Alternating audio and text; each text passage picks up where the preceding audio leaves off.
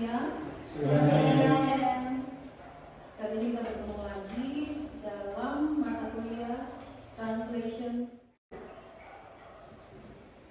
Dan hari ini merupakan pertemuan yang ke-11 mengenai menerjemahkan puisi. Ini berkaitan dengan kegiatan seni. Ya. Jadi kalau sebelumnya kita melakukan penelaahan mengenai penerjemahan di bidang sains, sekarang kita masuk pada keterkaitan penerjemahan dengan bidang seni. Dalam hal ini seni musik. Nah, kalau kalian sering membuka konten ya, sosial media, di mana saja sosial media, Facebook, YouTube,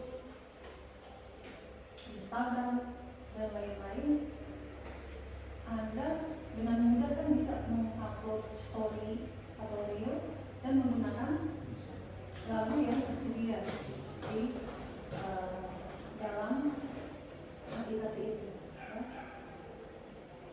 Di antara lagu-lagu itu ada yang lagu bahasa asing, ada bahasa Indonesia. Namun kalau Anda jeli, Anda bisa melihat ada banyak lagu terjemahan di sana.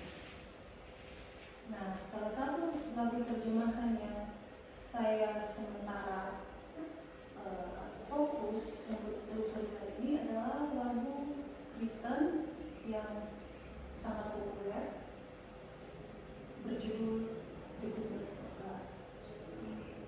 Ada banyak versi terjemahan, sampai dengan kemarin saya lihat sudah 3 versi terjemahan. Nah, kita melihat ada banyak metode atau cara untuk menerjemahkan puisi lagu. Puisi lagu berarti juga lirik. Nah, istilah lirik sering digunakan di kalangan musik populer.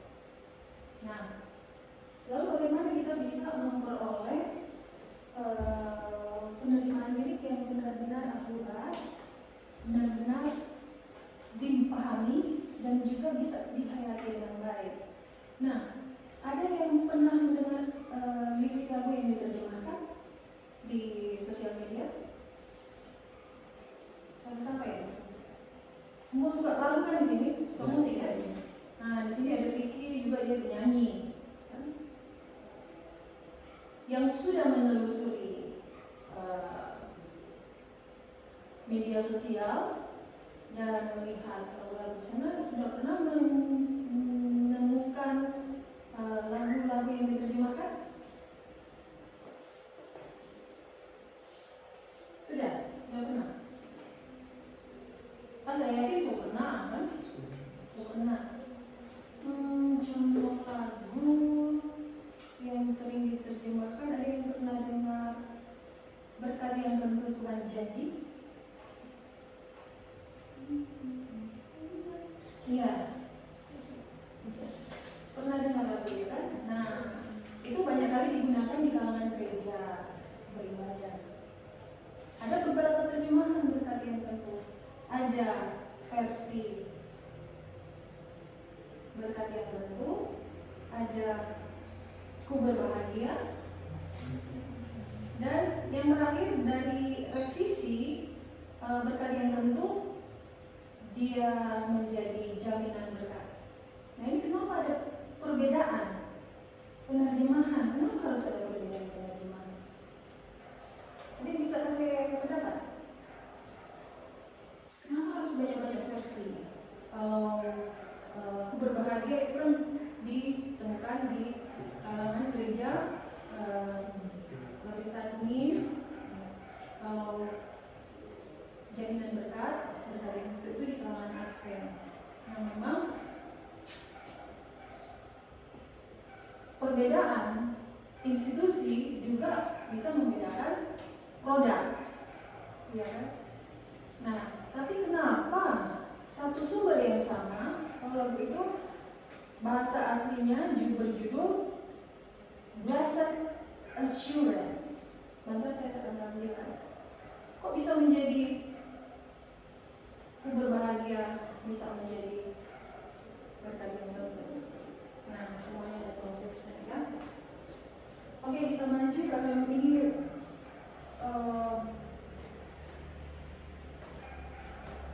menerjemahkan lirik. Kita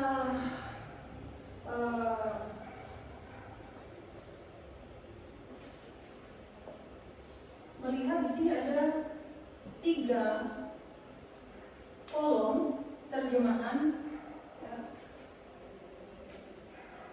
dan sumber atau naskah asli. Ada terjemahan versi 1, versi 2, kemudian naskah asli.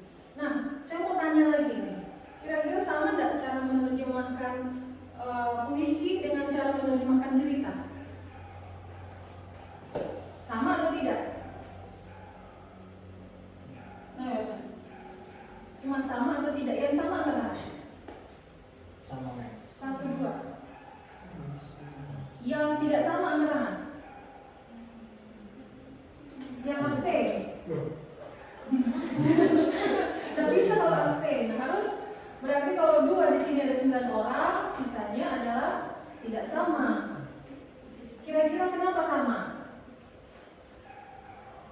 Kalau menurut saya kalau sama itu karena mungkin grammarnya ya, penataan katanya dari kata pertama kata kedua itu kan nggak bisa kalau bahasa Inggris di Indonesia nggak bisa satu gitu kalau dalam kalimat ya. Tapi kalau kata-kata doang, kata per kata itu vocabnya itu bisa kalau satu kata itu. Cuman kalau kalimat kan itu kan kalimat kan terdiri dari berapa kata kan ya. Itu tergantung grammarnya, itu nggak bisa diterjemahin satu-satu, itu nggak bisa. Jadi tergantung kalimat itu apa baru bisa diterjemahin dalam kalimat. Nah sama juga kalau puisi kan kalimat juga tuh, kalimat dalam bentuk bait gitu. Kalau menurut saya sih sama karena asal bahasa Inggris ke Indonesia ya, cuma kalau bahasa Jepang ke Zimbabwe atau bahasa Jepang ke Indonesia emang kita kurang tahu ya. Tapi kalau belajar dulu di sekolah tergantung grammarnya. Selama bahasa Inggris ke Indonesia sama sih, mau puisi, mau lagu, mau cerita, apapun itu menurut saya sama. Jadi based on grammatical issue itu harusnya sama. Seharusnya sama. Ya, penerjemahan cerita dengan penerjemahan puisi seharusnya sama ya menurut Ari. Yang tidak sama, ada pendapat?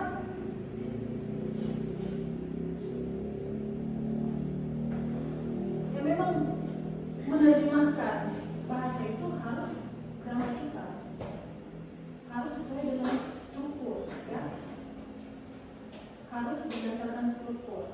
Jadi kalau kita menerjemahkan bahasa Inggris, saya pergi ke pasar atau saya pergi ke sekolah, I go to school, I subject go, pergi school, object. Itu grammarnya adalah saya pergi ke pasar. Jadi kenapa saja I go to school, I go to school ya. Saya pergi ke pasar. Nah, di sini ada 7 orang yang bilang tidak sama caranya. Mungkin ada sedikit perbedaan ya. Menerjemahkan cerita dengan menerjemahkan puisi, karena puisi, khususnya puisi lagu atau lirik itu terikat dengan ritme atau rhyme puisi itu. Saya pergi ke sekolah. Ada 8 ketuk di sini ya. Saya pergi ke sekolah. Nah, kalau bahasa Inggrisnya I go to school, sudah cuma 4. I go to school, I go to school. Saya pergi ke sekolah. Nah, itulah perbedaan di sini. Bagaimana kita mau mencocokkan ini ketukan di puisi asal atau lirik asal dengan ketukan di lirik yang baru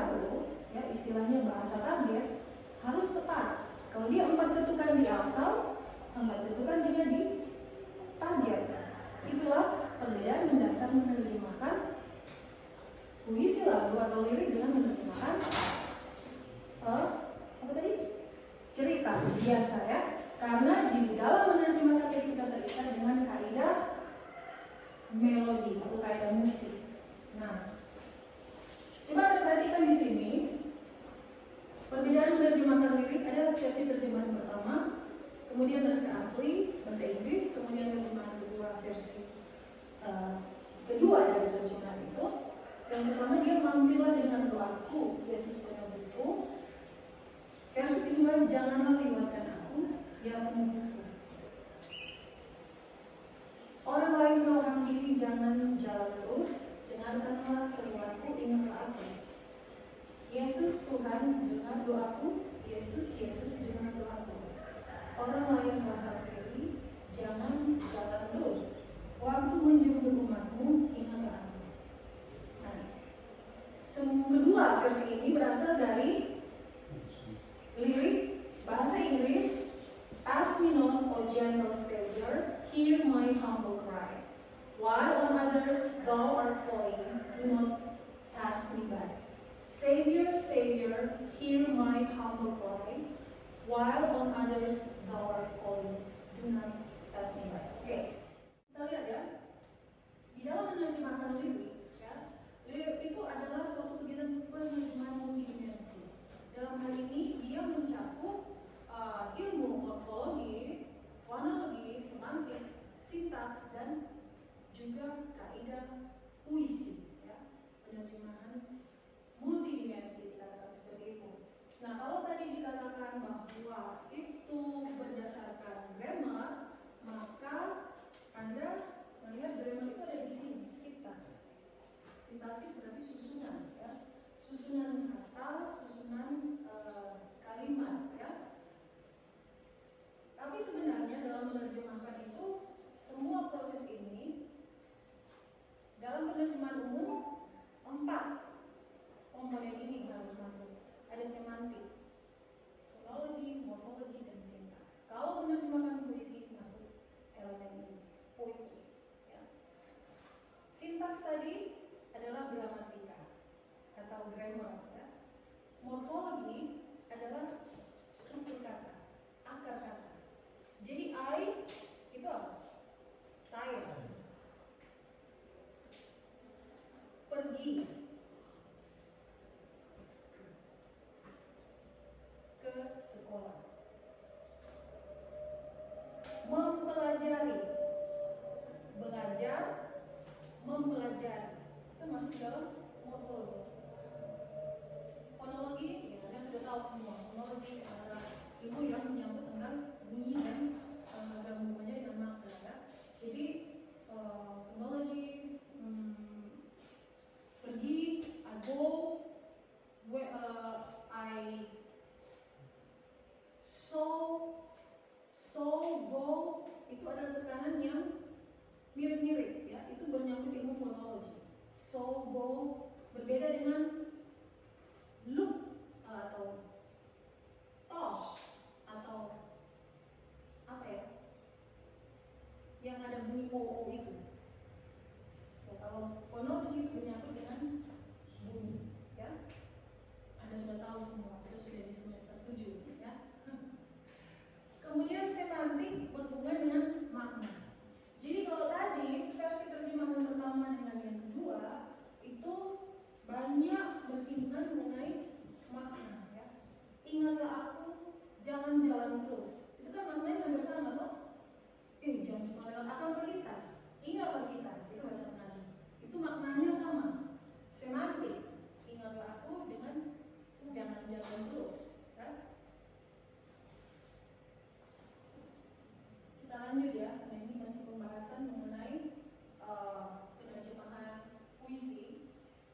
4 aspek yang menentukan sebuah penerjemahan puisi tadi sudah saya sampaikan adalah morfologi, fonologi, sintaksis, dan semantik. Nah, keterikatan jumlah morfem dalam satu kalimat lagu tadi sudah saya contohkan ya. 85, 85, 55, 85 ini adalah suatu metrik melodi, ya. Dapat dari mana ini 85, 85?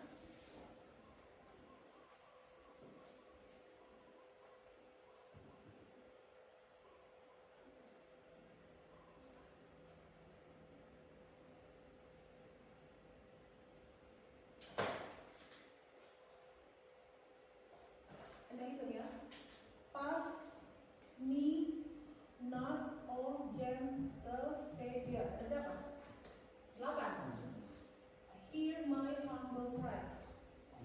5. Jadi 85 ya. Jadi 85. Terus ada berapa? 55. Kemudian 85. Itu hukum metrik dari melodi. Dan waktu Anda menerjemahkan puisi dari bahasa asli ke bahasa target, harus memenuhi juga kaidah metrik dari melodi 85. Nah, banyak kali permasalahannya muncul di situ karena bahasa Indonesia itu suku katanya banyak, kompleks ya. Baru bahasa Inggris itu suku katanya lebih sedikit. Nah, ini problemnya di situ.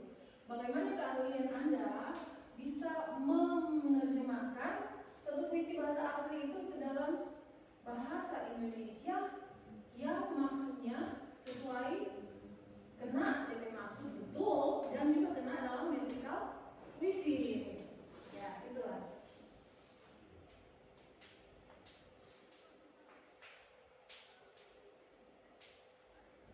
Jadi di sini di samping keterikatan jumlah morfem dalam lagu, yaitu bagian dari morfologi, juga ada keterikatan intonasi. Perbedaan tekanan awal dan akhir bar. Ya, yang saya maksudkan di sini adalah ini.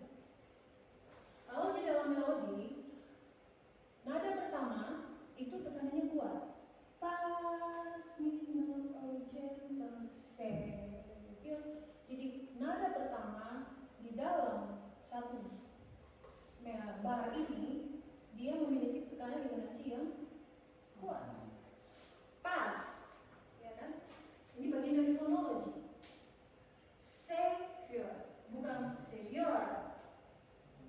Oh? Nah, kalau dalam bahasa Indonesia ada terjemahkan juga harus dapat itu. Janganlah. Itu kena ya? Janganlah. Kalau di sana mampirlah. Oh, kena. Kalau terjemahannya jadi mampirlah, mampirlah, kan tidak cocok fonologinya, kan? Dengarkanlah seruanku. De ini saya katakan tidak cocok karena de itu bunyinya bukan pada tekanan kuat, dia harus pada tekanan lemah. Dengar. Jadi dengarnya ini yang tekanan berat, dan yang pantas di dalam puisi tekanan berat harus di awal dari perubahan. Tadi dia dapat di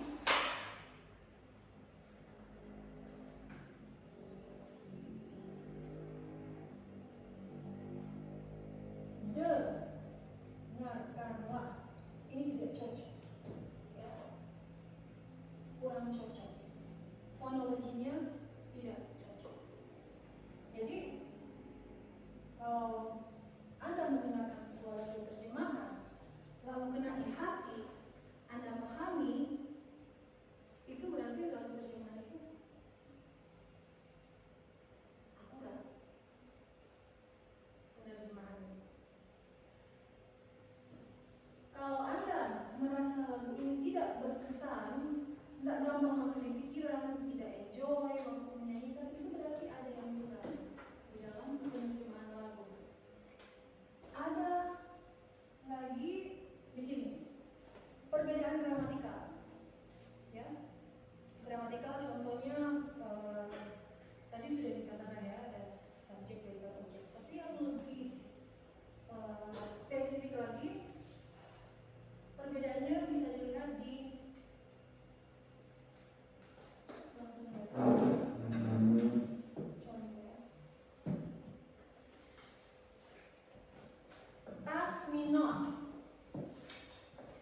Kalau bahasa Indonesia kan janganlah.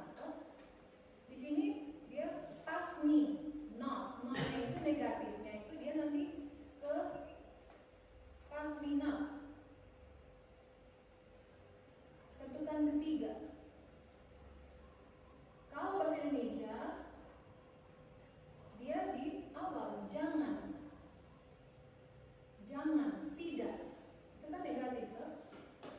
Nah, Anda mengartikan itu sudah beda struktur, beda gramatikal.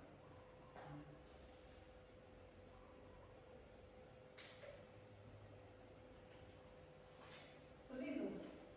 Sampai di sini ada pertanyaan?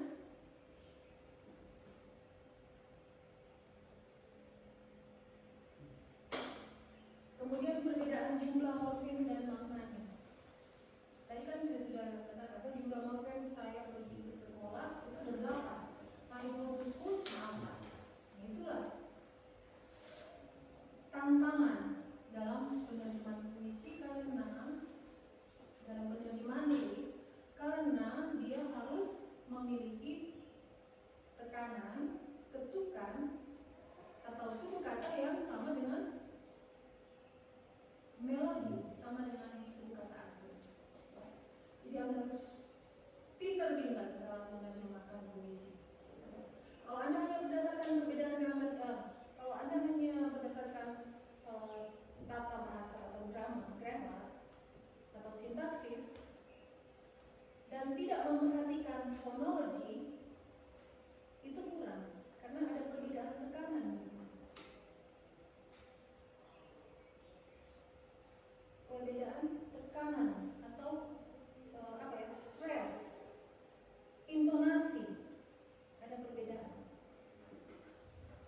Jadi kalau mau pakai ukuran gramatikal atau tata bahasa, struktur itu masih kurang. Ya. Morfem dan maknanya juga masih kurang kalau Anda tidak pakai tata bunyi atau fonologi. Yang paling penting inti dari penerjemahan puisi adalah perlu dicocokkan hasil terjemahan dengan perbedaan puisi.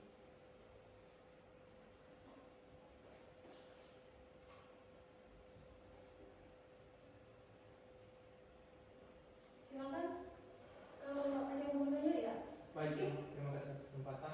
Dari pertanyaan saya, apa yang membedakan penerjemahan lagu dengan penerjemahan lainnya? Terima kasih. Iya. Bagus, terima kasih pertanyaannya, baik sekali. Karena memang penerjemahan lagu itu berbeda dengan penerjemahan naskah lainnya. Ada di sini, dia harus memiliki kecocokan dengan kaidah-kaidah puisi. Ya, kalau tidak cocok tidak enak mau dengar lagunya. Ya contoh tadi. Dengarkanlah seruanku, dengarkanlah seruanku. Nah, di sini while on others, thou art all. Ini kan sudah ada perbedaan struktur, dia sudah kasih baku pindah ya.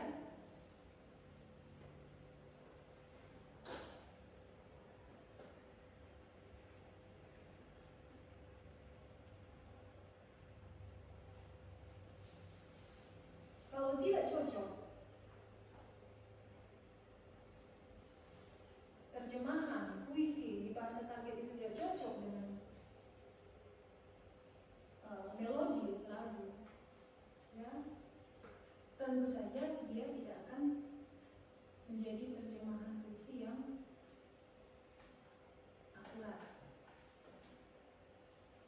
Jadi kunci daripada pertanyaan tim tadi adalah pada kecocokan puisi bahasa target dengan melodi ya. Jadi kami memiliki kaidah puisi. Ada lagi pertanyaan? Salam. Tadi kan sudah bahas tentang penerjemahan. Boleh buat sedikit? Tadi kan kita sudah bahas tentang penerjemahan. Nah, penerjemahan itu bagaimana mendapatkan